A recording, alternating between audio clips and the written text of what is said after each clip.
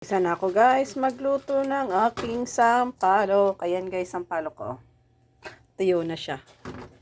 Tapos mag-aano na ako ng sugar brown. Tinutunaw ko na siya. Tingnan nyo guys yung sampalok ko. Oh.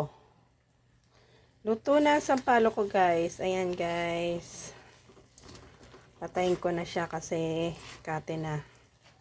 Let's go! Papakin ko na lang mamaya siya sa lalagyan. Bye-bye. Yung sampalo kong ginawa. Oh, ang sarap guys. Let's go. Bye-bye.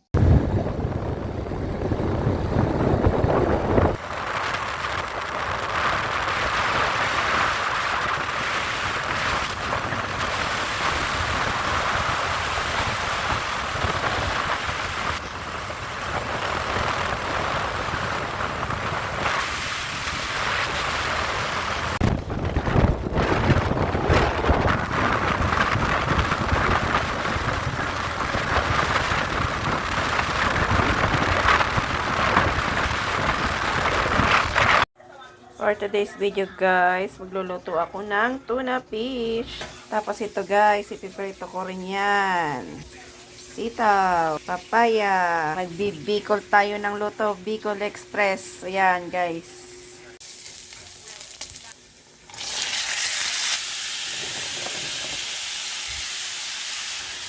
Daming sili guys, 10 sili.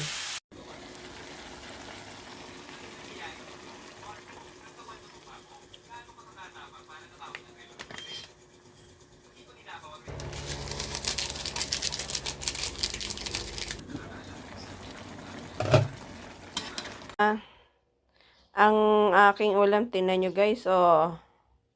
Yung malalaking isda. Ayan, dilis. Mustasa at saka yung sinampalukang baboy. Ulam namin kagabi. Ininit ko na lang syempre. Para meron akong mahigop na sabaw. Let's go guys. Bye-bye. Kain na.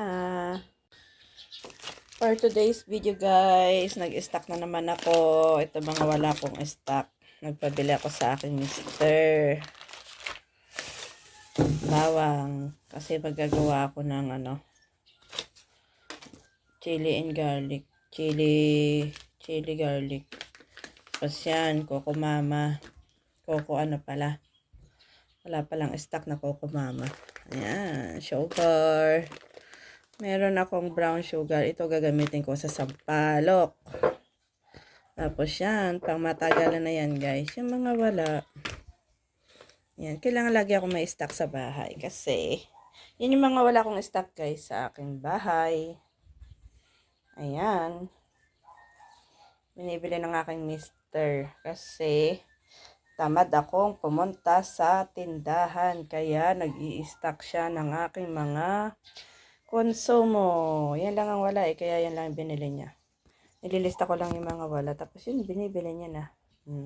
Ang layo ng binibili niya sa Parañaque pa siya namimalengke. Let's go guys. Bye-bye.